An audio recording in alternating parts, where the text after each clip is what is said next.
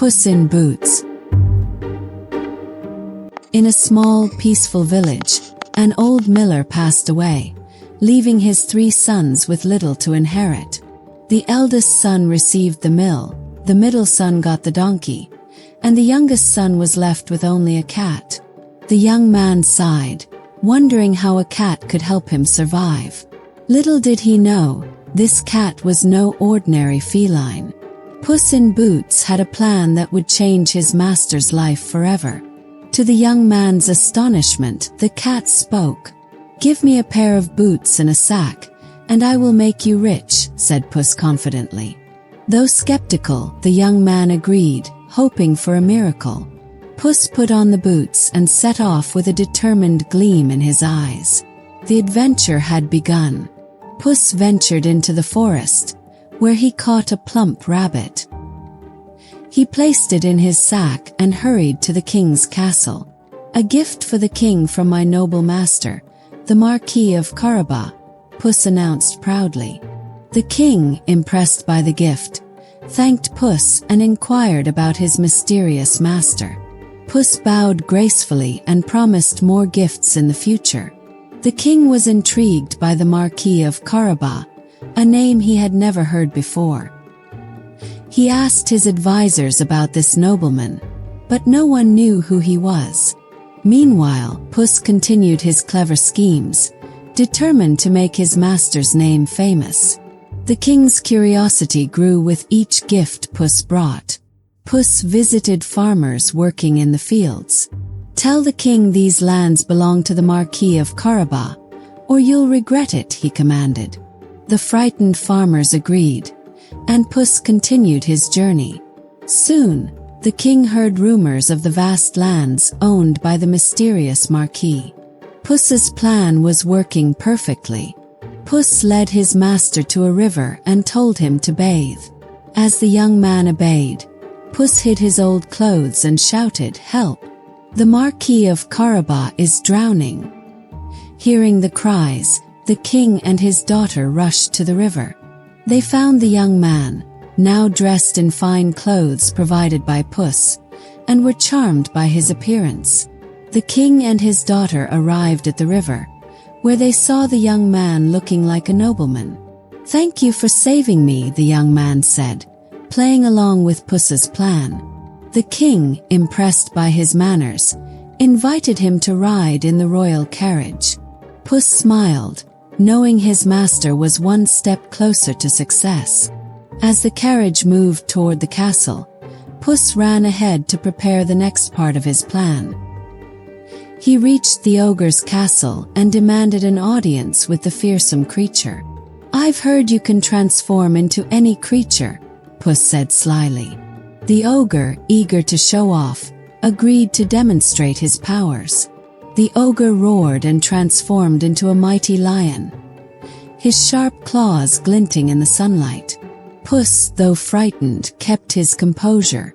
"Impressive," said Puss, "but can you become something small like a mouse?" The ogre, overconfident, turned into a tiny mouse. In a flash, Puss pounced and caught him. With the ogre defeated, Puss claimed the castle for his master. He ordered the servants to prepare for the arrival of the king and the Marquis of Carabas. The castle, once a place of fear, was now a symbol of hope and prosperity. Puss's plan was nearing its climax. The king and his daughter arrived at the ogre's castle, now owned by the Marquis of Carabas. They were amazed by its grandeur and the vast lands surrounding it. "Such wealth and power," the king exclaimed. The young man, now confident, welcomed them with grace and charm. The princess, impressed by the young man's kindness and bravery, began to fall in love with him. She admired his humility and the way he treated everyone with respect. Puss watched with satisfaction, knowing his master had won her heart. The king, pleased with the young man's manners and wealth, announced, "You shall marry my daughter and rule this kingdom with her." The crowd cheered in celebration. The young man, now a nobleman, thanked the king and looked at Puss with gratitude. The castle buzzed with activity as servants prepared for the wedding. Flowers adorned every corner, and the kitchen was filled with the aroma of delicious food. Puss, now a respected figure, oversaw the preparations with pride. Puss was given a place of honor at the wedding. He smiled, knowing his cleverness had brought happiness to his master and the kingdom. The young man, now a nobleman, ruled with kindness and wisdom, ensuring Puss's legend lived on forever. The young man and the princess exchanged vows in a grand ceremony. The kingdom rejoiced, and Puss watched with a satisfied grin. The young man's transformation from a poor miller's son to a nobleman was complete. A lavish feast followed the ceremony. The tables were filled with delicious food, and the guests danced and celebrated late into the night. Puss, though no longer needed, remained a beloved figure in the kingdom. As the celebrations ended, Puss approached his master. "My work here is done," he said. "But remember, true wealth lies in kindness and cleverness." With that, Puss disappeared into the night, leaving behind a legacy of wit and bravery. The young man, now a nobleman, ruled the kingdom with kindness and wisdom. He often told the story of the clever cat who changed his life, ensuring Puss's legend lived on forever. The kingdom prospered under his rule, and the people lived happily ever after. Years later, children in the kingdom would gather to hear the tale of Puss in Boots.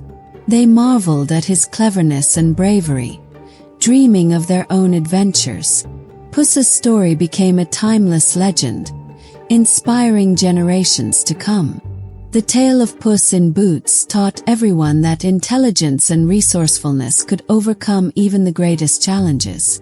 It reminded people that true wealth was not in gold or land, but in kindness, cleverness, and the courage to dream big. And so, the story of Puss in Boots came to an end, but his legacy lived on. The young man, the princess, and the kingdom thrived, and Puss's name was forever remembered as a symbol of wit and bravery. And they all lived happily ever after,